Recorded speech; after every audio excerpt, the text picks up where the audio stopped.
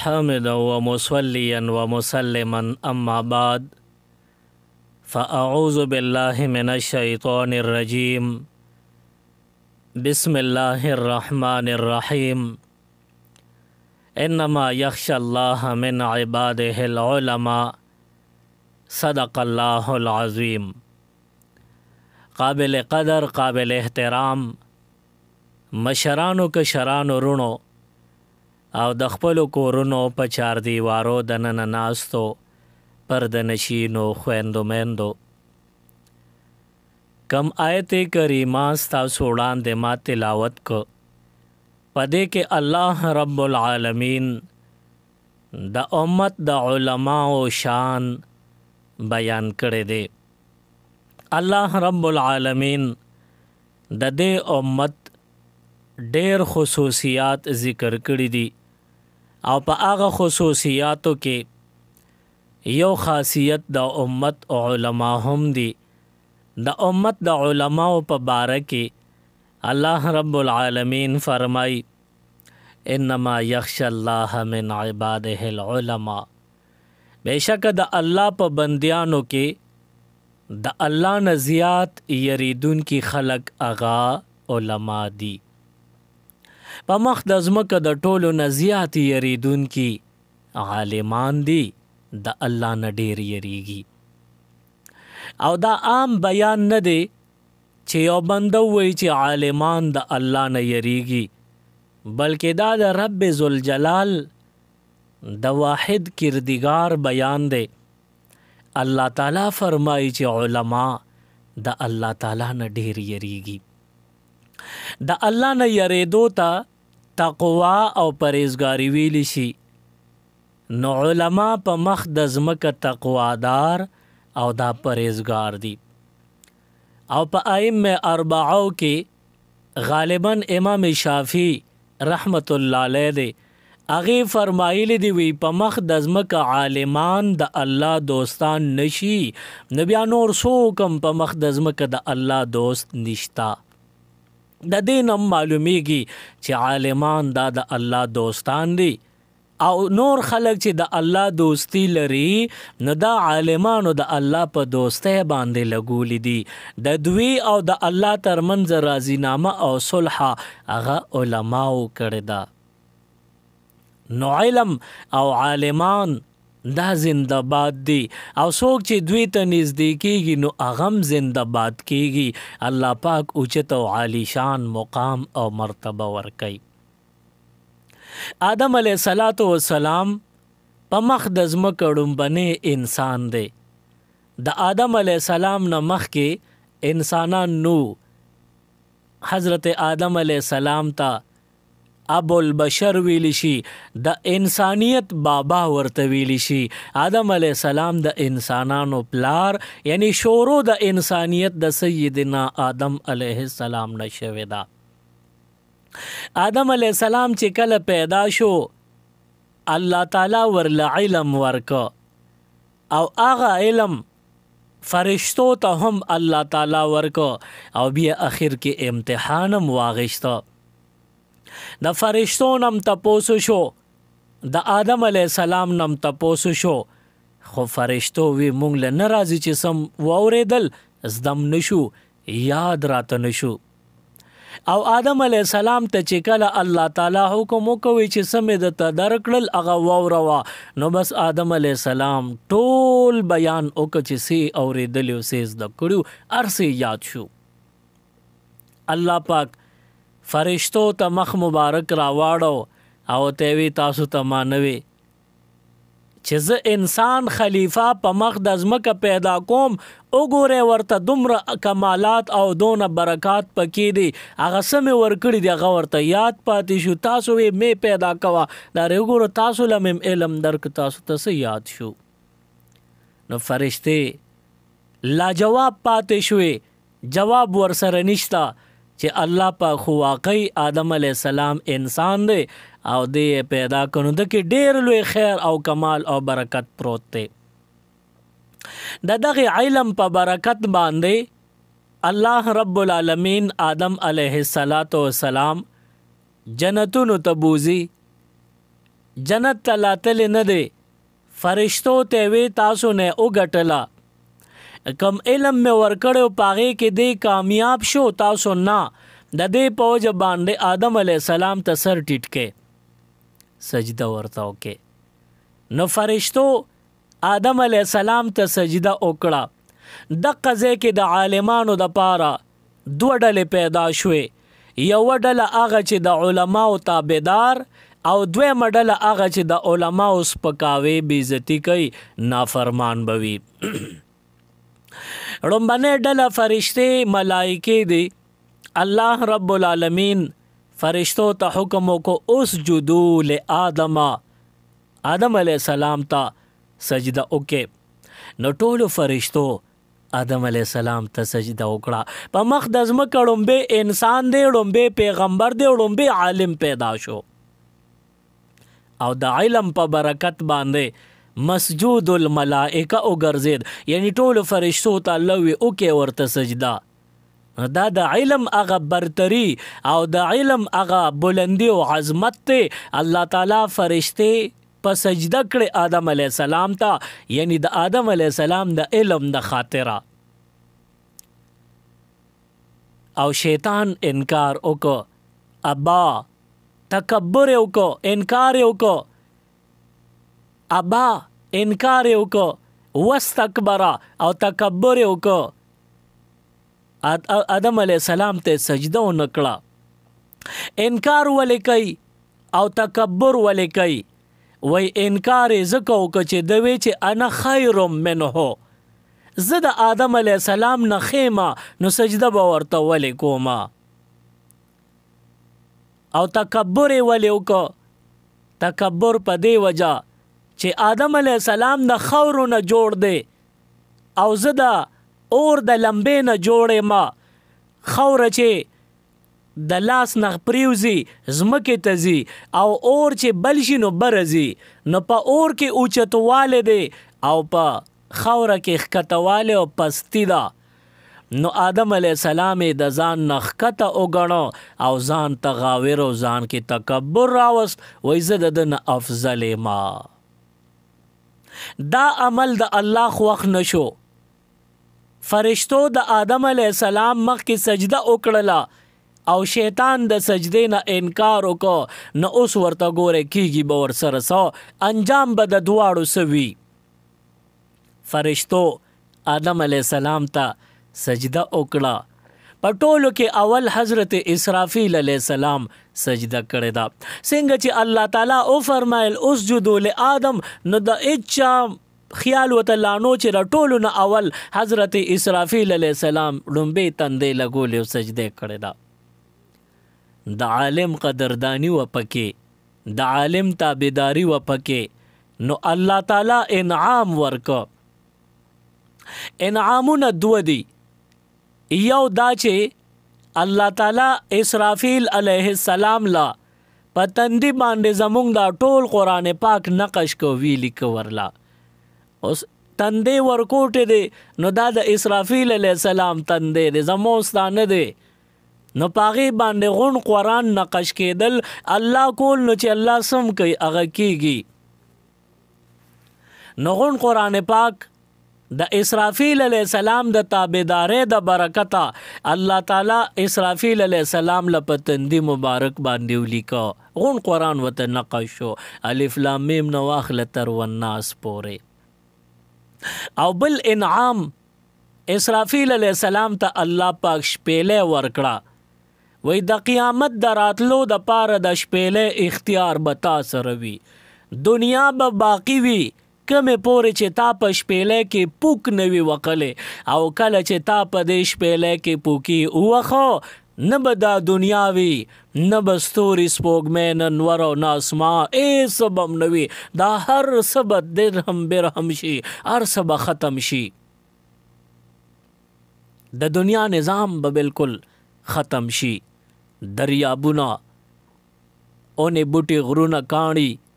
دا هر څه به بالکل تس نس شي که تا په شپېلې کې پوک ووخه. نو دا یو لوی اعزاز الله تعالی اسرافیل علیہ السلام ته ورکو وای چې تا په شپېلې کې پوکی نیواله دنیا به باقی وي او کتا په کې پوکی و نو بیا به دنیا دړې وړې وي درهم برهم به وي. نو دا اعزاز شو. نو دوه انعامونه اسرافیل علیہ السلام ته ملو شو. ولی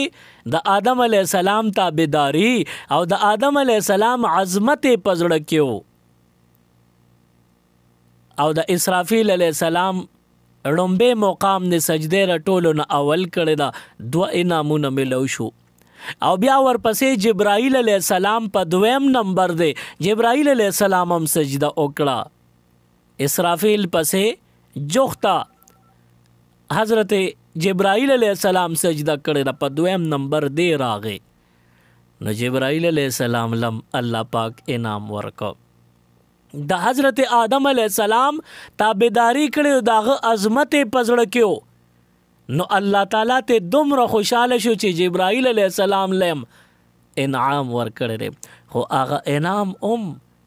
اخوا دیخوا یا ورکوټ انعام نه دی. ټیک ته په درجه کې او په نمبرو کې جبرائیل علیہ السلام په دویم نمبر راغلی دی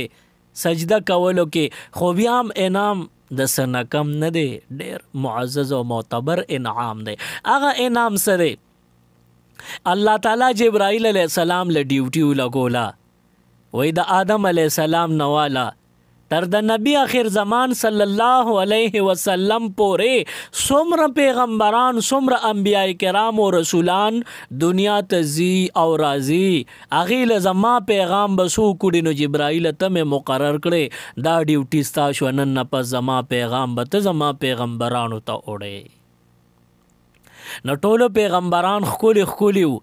الله پاک جبرائیل علیہ السلام ملاقات د ټولو پیغمبرانو سره په ډیوټي او لګوي. ټول پیغمبران به ویني او زما او هغه ترمنځ د راز او نیاز خبرې بم اوړې راوړې. دام یو عظیم انعام دی. اوس دې د ورته راشه چې د عالم قدر او احترام څوک کوي الله پاک به د هر چا نه اوچت مقام ورکوي. او بلدا چې څوک د علماو احترام ادب او عزت پزړه کې لري، عظمت پزړه کې لري،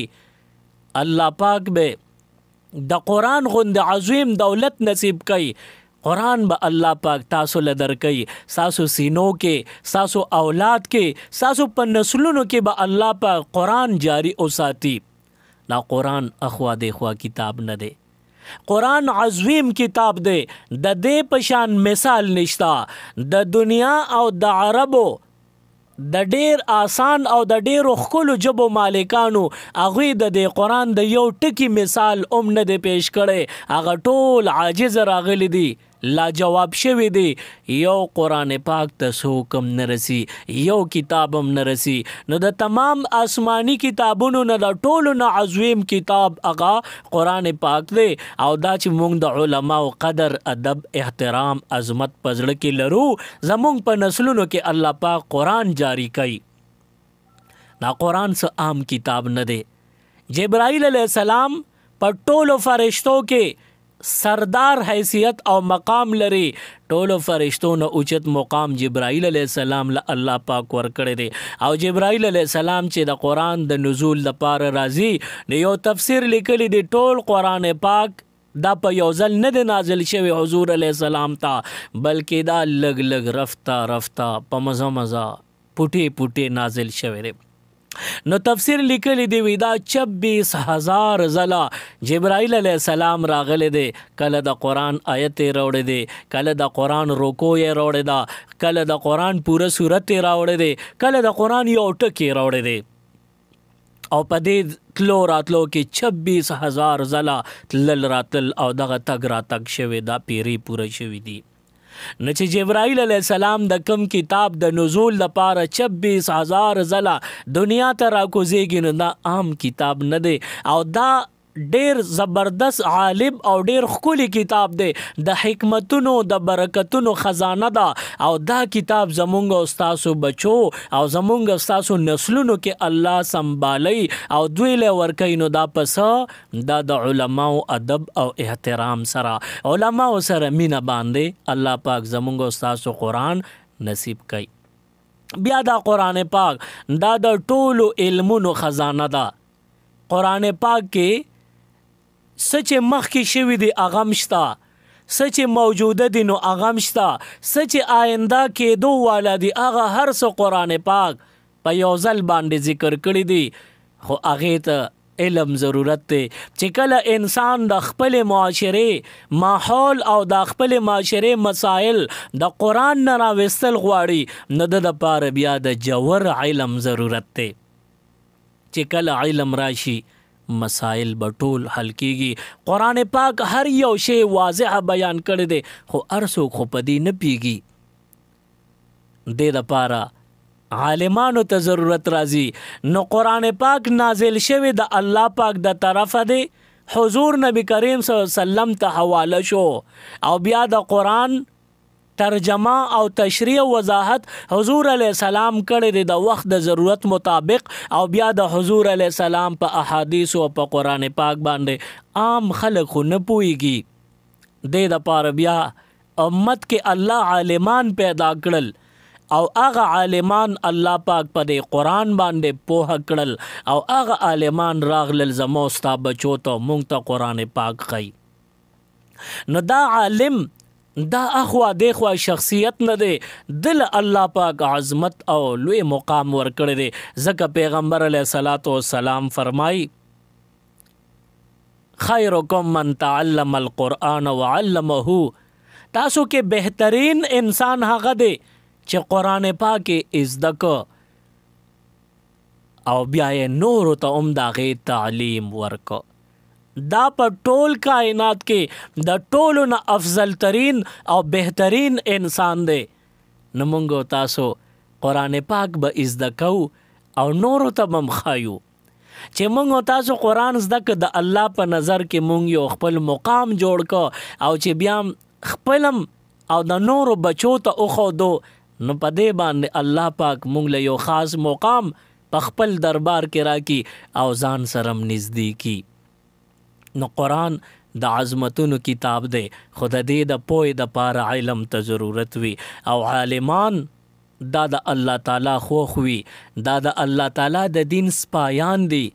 دوی خلکو ته الله او د الله رسول ښودلی دی ګني چې علم ورسره نی نو بیا خپل ربم نه پیژني، خپل رسول او خپل دینم نه پیژني. نو مز دا علم داسې یو اساسه ده، دا علم داسې یو خزانه ده چې د دې په برکت باندې تا هر څه وپیژندل او دا مور او پلار دې د علم په برکت باندې وپیژندل. ګنې چې چا سره علم نشتا، ایمان او د ایمان دولت ورسره نشتا او د علماو مجلسونه ورسره نشتا او کومه معاشره د عالمانو نه کنګال او خالده نو ورشه وګوره هغه معاشره کې د مور او د پلار څه حال وي. او مور پلار بیا پروام نه کوي او په دې بهر یورپي ممالکو کې وګوره الته د مور پلار د پاره او څومره ایجډ خلک وي د هغوی دپاره ځان له حالونه وي، سرکار هغې له باقاعده خرچ او انتظام د خوراک کوي او دغه بال بچ چې کله د مور پلار باندې تنګ شوي بابا او بیبي بس دی بوډا بوډۍ شو نو بس اوس یې مونږ خیال نشو ساتلی او نه یې مونږ برداشت کولی شو نو بس بابا او بیبي هغه د زړو هغه کم حال دی هغې ته حواله کی او حکومت ته حواله کی او بیا وایي چې زه بس میاشت پسې یا شپږ میاشتې پسې د بابا یا د بیبي خبر به اخلو. نو بیا هغه د دنیا په رنگینو کې دومره نوزګار او مصروفه شي چې هغه بیا په کلونو کلونو د مور پلار نه خبر نشي. لیکن هغه نه اطلاع ورته وشي چې بابا یا بیبي دیو هغه په دې فلاني ځای کې و مونږ یې خیال ساته بیماران شوي وفات شوي دي دغلته په خپله سنبال کو کتالی درولیږو نو مز دی بیا دومره نوزګاري او د مور پلار نه دونه ناخبره او لرې پاتې شوي دی یاره نن خو زما د آفس ټایم دی یا زما د ډیوټي ټایم دی یا زه په فلاني ځای کې مصروف یم او یا په ریسټورنټ کې یم او بیا داسې وکړې چې بس په خپل سنبال کې صرف چې کوم ځای کې مخخ که یا سنبال که نو د هغې ایریا یعنی لوکیشن راته راولېږي که قبر قبر نمبر راته راولېږي چې دا زما د بابا یا د بیبي قبر دی. دغه معاشره کې وګوره قرآن نشته، دغه معاشره کې وګوره د علماو په شان مجلس او ماحول نشتا دغه معاشره کې وګوره ایمان او د ایمان رڼا نشتا نو چې چا کې ایمان او د ایمان رڼا او علما او علم نوي هغه خلک بیا خپل مور پلارم نه پیژني مور پلار په هغوی باندې بوج وي نو زمونږ د ښکلې معاشره دا د ایماندارۍ او د قرآن د رڼا معاشره ده په دې کې علما مونږ ته ناست دي او مخ په مخ دي او مونږ سره خبره کوي زمونږ وخت په وخت اصلاح کوي مونږ ته دین را کړی دی مونږ ته قرآن ښودلی دی مونږ ته د مور او د پلار مخ او د هغوی عظمت ښودلی دی نو که عالمان شته نو مونږ د مور پلار حق پیژنو که عالمان شته نو مونږ الله پیژندلی دی که عالمان شته نو مونږ دین او رسول الله مبارک پیژندلی دی نو دا د قرآن د برکته دا د عالمانو د برکته او چې عالمان نوي یا عالمان شته خو زمونږ زندگی د علماو نه ځان له تیریږي عالمان یو طرف ته دي مونږ بل طرف ته یو نو بیا زمونږ نجات نشته زمونږ دنیا کې کامیابی نشته آخرت کې سراسر بربادی ده الله دې همدغه بربادۍ نه وساتي یو زمانه په جومات کې طالبان اوسېدل او د کلي یو مالدار سړی و نو هغه به هغه جومات کې طالبانو ته وی چې وظیفه به نه راټولوې زه به دله روزانه خوراک راوړم اوس 3-4 کسان یې زه راباندې نه تنګېږم خپله مې ګزاره کېږي او تاسو له هم خصمانه او خرچه کولی شم نو بس د چا نه وظیفې مه راټولوئ نو دغه سړی مالدار مو او دیندار مو نو دې مالدار سړي به دی طالبانو له په خپل لاس باندې د وخت چې روټۍ انتظام کور ته تیارې روزانه باندې اطلاع کړه بس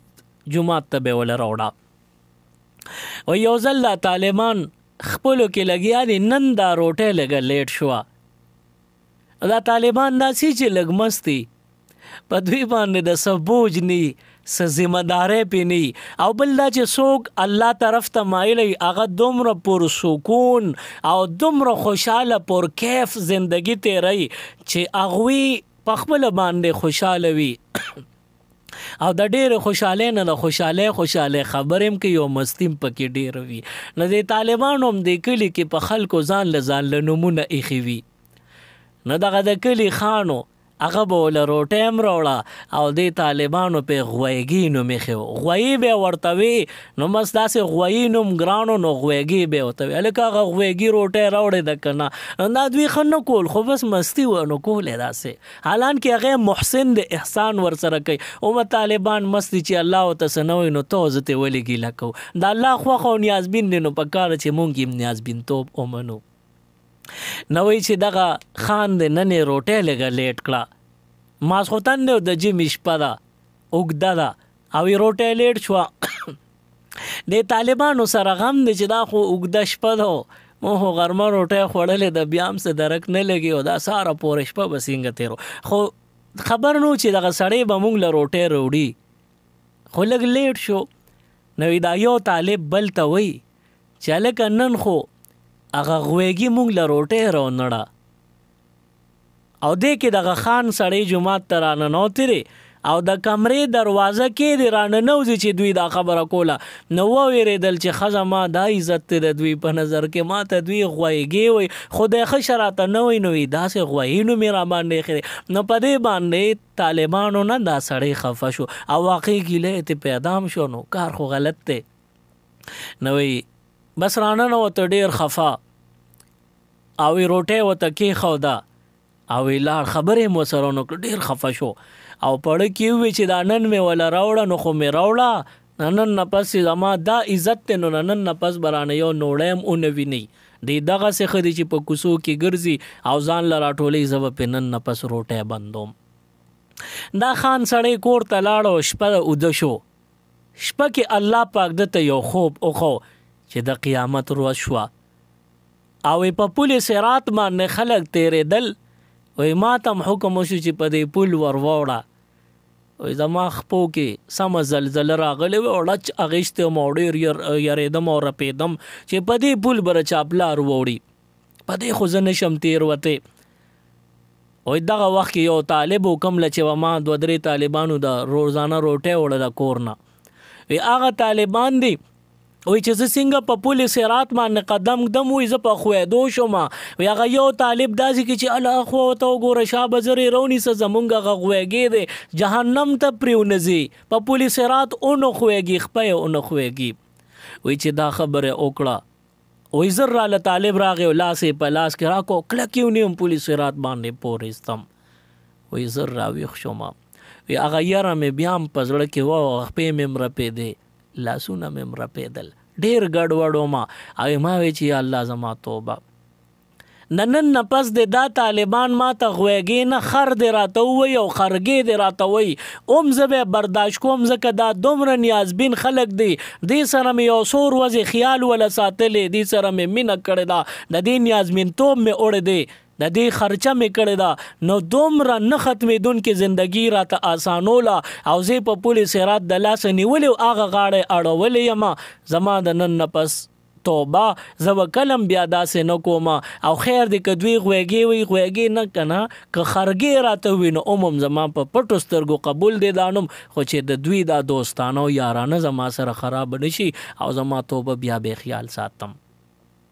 نو دې ځای کې زمونږ لپاره دا غټ یو اشاره ده زمونږ لپاره لوی سبق په دې کې پروت دی چې مونږ به د طالبانو عالمانو نه خفه کیږو یقینا طالب او عالم دام انسان دی کله داسې خبرو کی کله به داسې خصلت وي کله به داسې عملو کی چې هغه به مونږ ته ډېر دک او درد رورسوي مونږ به پې ډېر خفه شو خو نه مونږ به د هغې نه ګیله نه کوو وړه به نه بدو بس دا د الله نیازبین خلک دی زه تاسو ته یو حدیث مبارک ذکر کوم کتاب کې لیکلی دی حدیث مبارک دی یو عام بنده چې توبه وباسي نو دل الله پاک هغه ګناه معاف کی کمی ګناه نه چې د توبه سره نو د خو د یوې ګناه نه توبه وسته یو معاف شي او چې کله عالم او طالب توبه وباسي نو د چې د کمی ګناه نه توبه وسته هغه معاف شو او یو کم سلويخ وسره نورم شي هغه مت معاف شي نو چې د یو ځل توبه وباسي ګوره د په یو توبه سلويخ ګناهونه معاف کیږي او زه ته یو ځل توبه وباسو نو هغه یو توبه کم شک دی الله قبلې کنا او یو بل حدیث مبارکم تاسو ته حضور علیہ السلام فرمای وی د قیامت په ورځ باندې حساب کتاب به د ارچا ښکاروي بالکل پډاګه بوي د ارچا به د قیامت په دغه روز محشر حساب کتاب کی دنیا به ورته ګوري او صرف عالمان به د دې به بیل حساب کتابي تاسو به کتلی زمونږ چې کله څه خادي وي پروګرام وي باغې کې مونږ دوه قسمه روټۍ ورکو یو عام د کلی خلکو له روټۍ وي یو خاص زمونږ چې مهمانانو ملمانه وي هغې له بیل روټۍ وي نو هغې کې لږ شان فرق وي د قیامت په ورځ باندې یو عام حساب کتاب به یو به خاص حساب کتابي نو پیغمبران ته بالکل بار کا پیغمبرانو سره به حساب کتاب نه فرشته هم ته دوی سره به حساب کتاب نه غم زمونږ د مونږ سره حساب کتاب کیږي با خو پدې کې چې کوم عالمان دي نو هغه سره به خاص حساب کتاب نو اب سنگي نو یو حدیث مبارک دا غونډه نقشه جوړه کړې ده حضور علیه الصلاۃ والسلام فرمایي وای د قیامت په ورځ حساب کتاب شروع شي نو دا ټول عالمان به الله پاک یو اړخته کی نو الله پاک به د خپل ځان نه او د دې عالمانو نه یو پرده چاپیره تو کی او پدې کې دن به ټول عالمانی نو بیا به یو عالم ته وی چې اوس مال راځه تا دا کړی دی دا دی کړی دی دا دی کړی دی ته به یو ګناه او شمیري وی دا عالم بمناسي یو خوا مګوري داسې به بل خوا مګوري چې څوک خو اوري نه ځکه چې د سره علم نو دغه علم په وجه دی شرمېږي چې ما بد کړی دی سره د علم نو الله په کو ته وی چې خبر شه او یریګه ما دا چې څومره خلک دی تا نه خبر دی دوی دی نه نستا خبرې اوري کړي دی کنيري کړي دی وته چې آو دی په یره وی چې آو بس کړي می دی نو بیا الله په کو ته وی چې خزا زمستا رب ما او چې کوم علم ما سره د امه تعلم په سینه کې او په دل او دماغ کې چولې دي نه د دې په وجبان نه زده دي علم ادب او عزت کوما او د علم د احترام په وجه زتا په اور حرامو اور ته منځي جهنم تر نه بوزما او خپلو کې یو تا چې سم کړی دي ما معاف کړي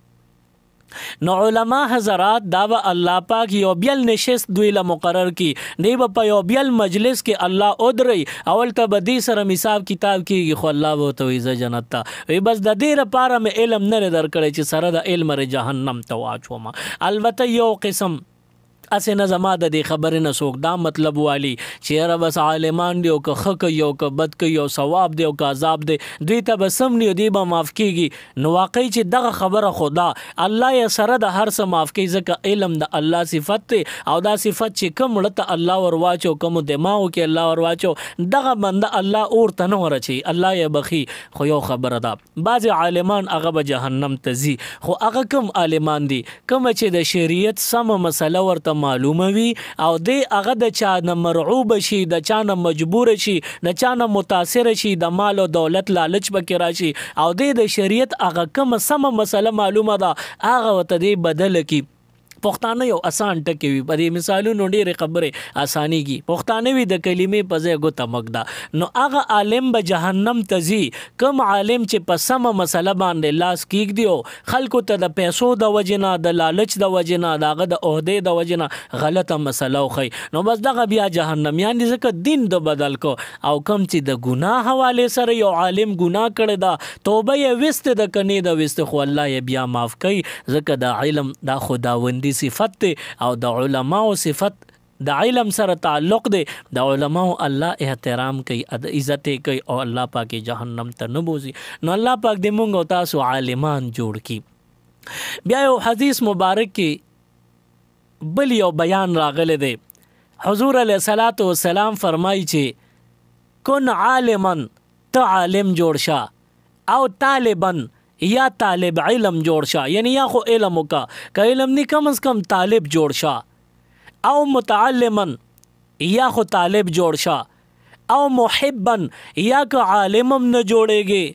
طالب او متعلمم نه جوړېږي نو بیا د سره مینه کوونکې جوړ شه عالم سره محبت وکا او که داسې نه او مستمعا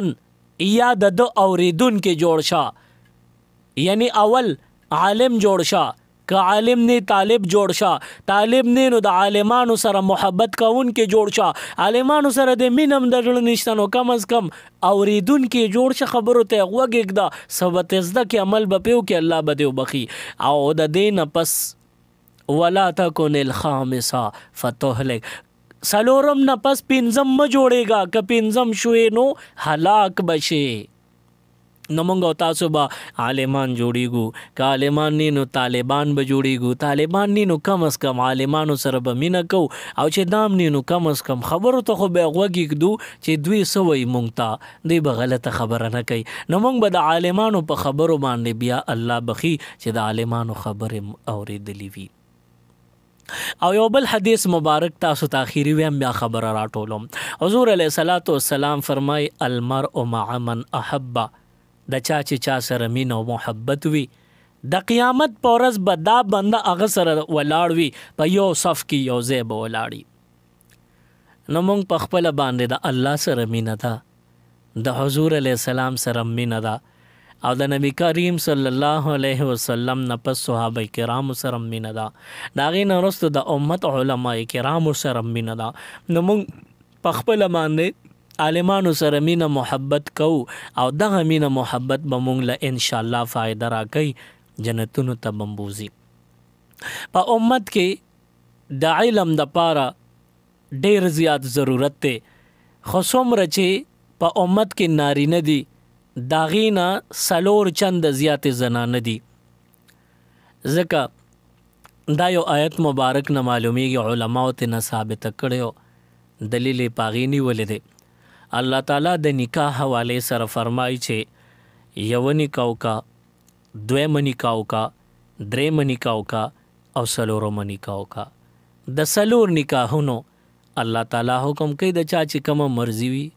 یوې سره دوو سره دریو سره څلور غواړي نو بالکل دا اسلامي حکم دی. بهرحال دا زما عنوان نه دی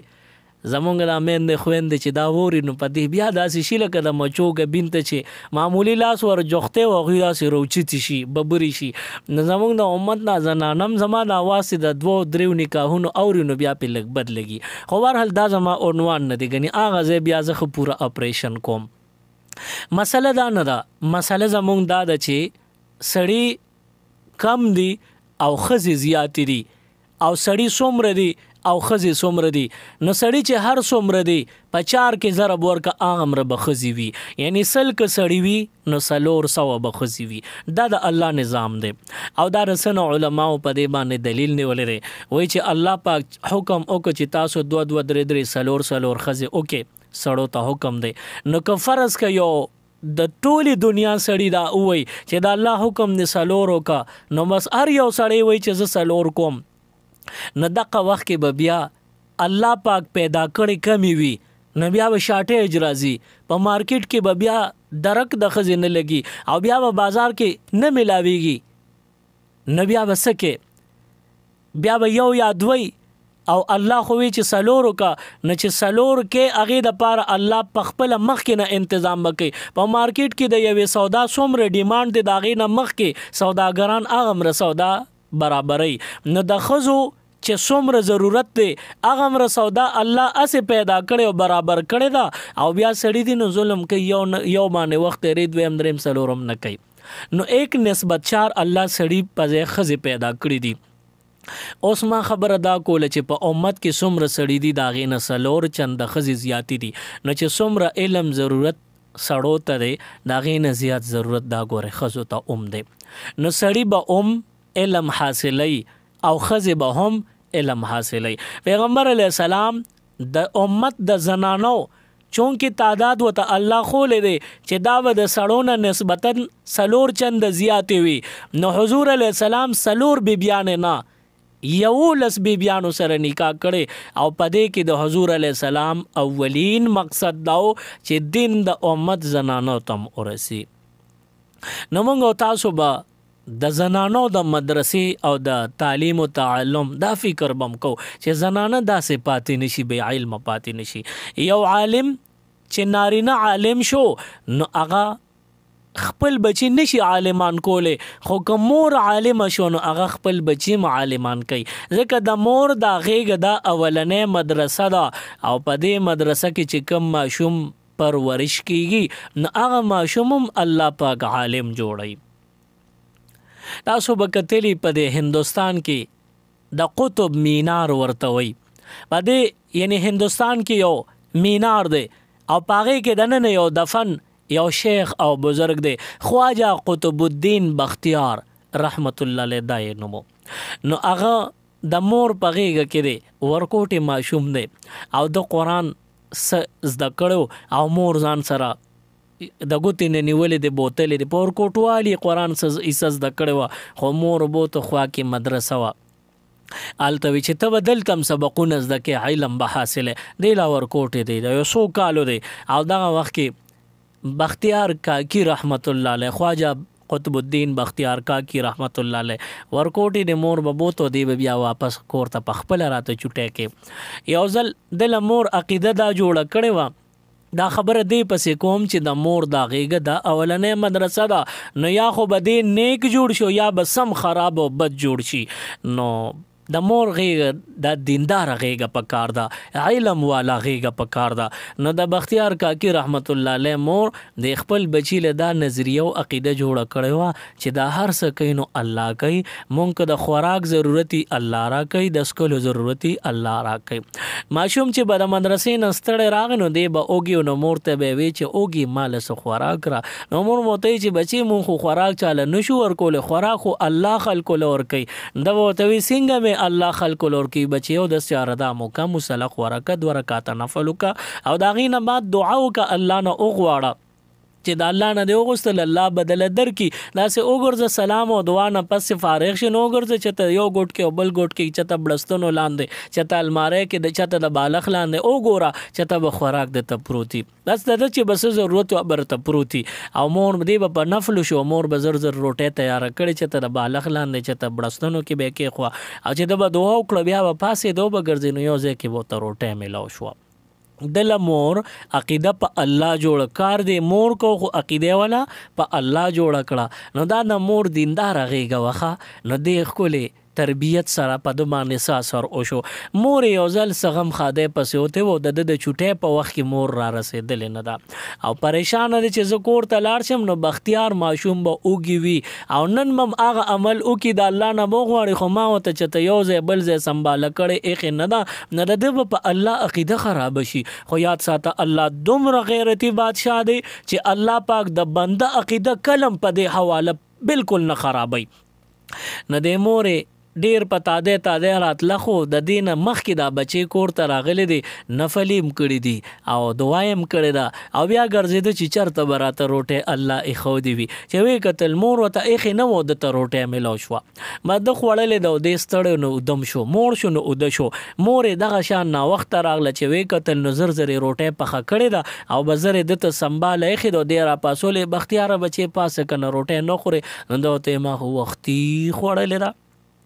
نه چې ده ورته داسې وي نو مور ورته وایي چې تا کوم ځای وختي خوړلې ده، نه دی ورته وایي ته نه وې خو نور کله چې کومه روټۍ وه ما خوړه د هغې به یو شان خوند و، نن چې ما ته کومه روټۍ میلاو شوې د هغې داسې خوند و چې په ټول ژوند کې ما چېرته داسې ښکلی خوراک نه و کړی. مور ورته یې دا څنګه وایي بس هلته ورغلم نو هلته پرته وه، نو اول مې نفل وکړه بیا دعا چې مې بیا وکتل دقلته ګرمه روټۍ راته پرته وه. مور یې وایي چې دا زما د بچي عقیده الله نه خرابوله، د هغه د عقیدې د خاطر الله پاک چې د په الله دونه بروسه وه غیبي ورته د غیب و رزق راغلی دی او دومره ښکلی خوراک چې نور کلنو نه مته په فرق میلاو شو.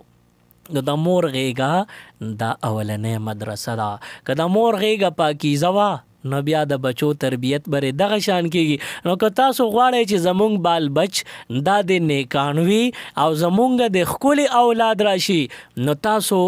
عالمانو سره رابطې او واسطې پیدا کې، عالمانو سره تعلقات مضبوط کې او دې سره تعلق د زړه نو مینه ور سره د زړه نه پیدا کې. او که تاسو غواړئ چې زمونږ خو وخت تیر دی اوس زمونږ د بچو څه به کېږي نو خپل بچي جماعت یا مدرسې ته اولیږه او بیا د رشتو خبر راشي که الک دی نو د دیندارې کورنۍ نه ورله وکړه او که جینۍ ده نو په دینداره کور کې کېنوه د عالم جولې ته ور واچوه. تاسو یقینو کې ښکلي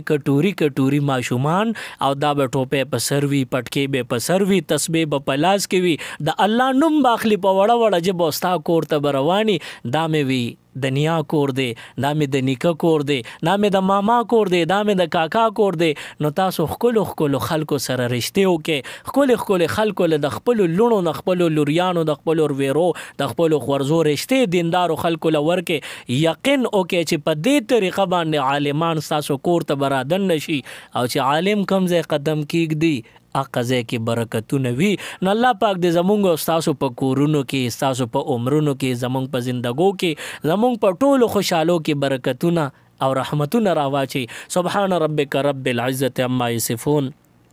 وسلام علی المرسلین والحمد لله رب العالمین. الہ العالمین زمونږ په حال باندې رحم او کرم وکړه. پروردګار زمونږ ګناهونو ته مه ګوره، زمونږ څومره ګناهونه دي د هغې نه زیات ستا رحمتونه دي. زمونږ د ګناهونو د پاسه خپل د رحمتونو څادر راخور کا او زمونږ په ګناه باندې قلم د عفو راکاږه، مونږ ته ټول ګناهونه معاف کا. پروردګار مونږ ډیر ګناهګار او خطاکار یو، د زړه نه په اخلاص سره توبه وباسو. څه ګناهونه داسې دي چې مونږ جان بوجھ کر مونږ ښه ښکاره قصدن عمدن ګناهونه کړي دي، څه ګناهونه داسې چې هغه به بادلې ناخواسته وي، مونږ به مجبوره شوي یو هغه ګناهونه به م کړي وي، څه ګناهونه به داسې چې مونږ به پټ کړي وي، څه ګناهونه به داسې چې مونږ به ښکاره کړي وي، څه ګناهونه به داسې چې غټ ګناهونه به م کړي وي، څه به م واړه ګناهونه کړي یا الله خو چې سم کړي دي او په څه باندې مونږ تا نه فاصله د خپل ځان پیدا کړې ده، په څه باندې م رانه ته لرې شوې او په څه م ته ناراضه کړې، نن په هغې باندې مونږ پیمانه یو د ندامت اوښکې تا ته پیش کوو. الہ العالمین زمونږ ګناه خطا معاف کړي، زمونږ ګناهونه ټول مونږ ته معاف کړي، زمونږ د ګناهونو په وجه باندې مونږ ته سزاګانې مه راکوه، بس مونږ وبخه، مونږ توبه وباسو. الله پاک ستا حبیب فرمایلی دی التائب من الذنب کمن لا ذنب له. یا الله ستا حبیب فرمایي چې توبه ویستونکي د ګناه نه داسې پاک دی لکه د چې ګناه کړی د سره نه ده. یا الله زمونږ عمل نامې د ګناهونو نه بالکل صفا او پاکیزه کا. یا الله ته پاک ذاتې ستا پاک بنده خوښي، مونږ ځان پاکول غواړو، یا الله ته مونږ پاکې مونږ د ګناهونو نه لرې کې، زمونږ او د ګناه ترمنځ د مشرق او د مغرب نه زیاتې فاصلې پیدا کې. یا الله زمونږ ګناهونه زمونږ په سر باندې وبال مه جوړوه او زمونږ په زړه کې به وي د ګناه شوقونه. یا الله زمونږ قدم د ګناه طرف ته به مت لیکې. یا الله توفیق مونږ نه واخلې، مونږ له دا توفیق د ګناه مه راکوه چې کم توفیق د نیکۍ وي هغه راله راکې. زمونږ په بدن کې طاقت او همت او حوصله پیدا کړي د نیکو طرف ته د راتلو. یا الله ستا د حبیب مینا زمونږ په زړونو کې راواچې. یا الله ستا محبت زمونږ په زړونو کې راواچې، ستا معرفت او حقیقت زمونږ دپاره په زړونو کې راوستل کې. یا الله ستا خشیت او ستا یرم زمونږ په زړه کې راواچې، د هغې یرې د خاطر چې مونږ د ګناه نه بچ یو. یا الله زمونږ په سترګو کې هغه اوښکې راوستل کې کومو اوښکو باندې چې ته راضي کېږې. یا الله هغه اوښکې زمونږ په سترګو مه راوله کومو اوښکو باندې چې ته ناراضه کېږې. یا الله زمونږ ګناهونه خطاګانې مونږ ته معاف کړي. زمونږ ډېرو میندو خویندو لاسونه پورته کړي دي، دعا غواړي. یا الله د دې ټولو دعاګانې قبول کړي. ډېرو میندو لوپټې او جولۍ خورې نیولې دي او دوی تانه خپل حاجتونه غواړي. یا الله ته به چې حاجت نه پوره کړي نو نور څوک دي چې زمونږ حاجت به پوره کړي. یا الله ته حاجت روا، ته مشکل کشا ذات زمونږ حاجتونه او مشکلات یا الله حاجتونه پوره کړي، مشکلات هم حل کړي، پریشانې زمونږ ختم کې، ضرورت دینی او ضرورت دنیاوی شرعیه زمونږ پوره کې، شرعي حاجتونه هم پوره کې. څوک بیماران دي خدای کورونو کې کا هسپتالونو کې وي،